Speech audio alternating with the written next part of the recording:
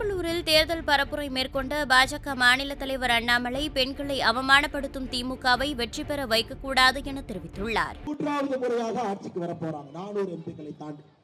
பாரிவேந்தர் ஐயாவை வெற்றி பெற செய்யும் பொழுது 400 எம்பிக்கள் ஒருவராக பாராளுமன்றத்தில் பெரம்பலூருக்கு தொடர்ந்து பணி செய்ய போறாங்க. ஆனா திமுக அப்படி இல்லைங்க. அப்பா மந்திரி, பையனுக்கு போர் அடிக்குது, பையனை பாராளுமன்ற வேட்பாளர் களத்தில் இறக்கி இருக்கிறாங்க. ஒரே வீட்டுல எத்தனை பதவி கையா கொடுப்பீங்க? ஒரே வீட்டுல எவ்வளவு கொடுப்பீங்க? அப்பாக்கு மந்திரி, புள்ளைக்கு எம்பினா யாரு வேலை செய்யறது? ஐயா, நாம் புரிந்து கொள்ள வேண்டும்.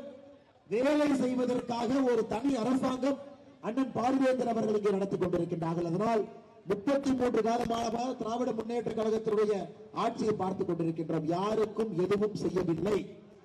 மக்களுக்கு எதிரான ஆட்சி நடந்து கொண்டிருக்கிறது. 2021 தாங்கள் கொடுத்த தேர்தல் வாக்குறுதி 511 20 தேர்தல் வாக்குறுதியை கூட நிறைவேற்றலைங்க. 20 தேர்தல் வாக்குறுதியை கூட நிறைவேற்ற 20 கூட. இன்னைக்கு திமுகவுடைய வேட்பாளர் வந்தா கேளுங்க, அண்ணே 511 தேர்தல் வாக்குறுதியில எத்தனை நிறைவேற்றி இருக்கின்றீர்கள் கேளுங்க. இன்னைக்கு பெண்களை அவமானப்படுத்தக்கூடிய கட்சியாக திமுக இருக்கு. அண்ணன் துரைமுருகன் அவருடைய பையன் கதிரானன் வேலூர் தொகுதியில் நிற்கிறார். நேற்று சொல்றாரு, திமுக ஆட்சிக்கு வந்த பிறகு நம்முடைய சகோதரிகளும் தாய்மார்களும் மினுக்கு மினுக்கு இருக்கிறாங்க. கேட்டீங்களா? நீங்கெல்லாம் கேட்டீங்களா? எதற்கென்றால் அவர்கள் கொடுக்கக்கூடிய 1000 ரூபாய் பெண்கள் ஃபேர் அண்ட் லவ்லி வாங்கி போட்டுக்கிறாங்களா?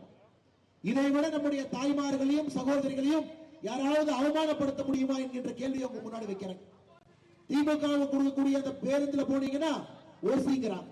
பெண்களை அவமானப்படுத்தக்கூடிய திராவிட முன்னேற்ற கழகம் அதனுடைய வேட்பாளர் நமக்கு வேண்டாம். ராஜா வீட்டு கண்ணுக்குட்டி நமக்கு வேண்டாம். நமக்கு பணி செய்யக்கூடிய அடித்தட்டு மக்களுக்காக பணி செய்யக்கூடிய ஐயா டாக்டர் பாரிவேந்தர் அவர்கள் மட்டும்தான் வேண்டும். நமக்கு மோடி அவர்கள் மட்டும்தான் வேண்டும். தாமரை சின்னம் மட்டும்தான் வேண்டும். அதனால் உங்களுக்கு அன்பார்ந்த வேண்டுகோள், தமிழகத்தில் இருக்கக்கூடிய 39 பாராளுமன்ற தொகுதியிலும் ஒரு உண்மையான மனிதர் பெரம்பலூரில் நின்று கொண்டிருக்கின்றார். உங்களுக்கு பணி செய்வதற்காக நின்று கொண்டிருக்கின்றார். செய்திகளை உள்ளது உள்ளபடி தெரிந்து கொள்ள ரெஃப்ளெக்ட் நியூஸை சப்ஸ்கிரைப் பண்ணுங்க.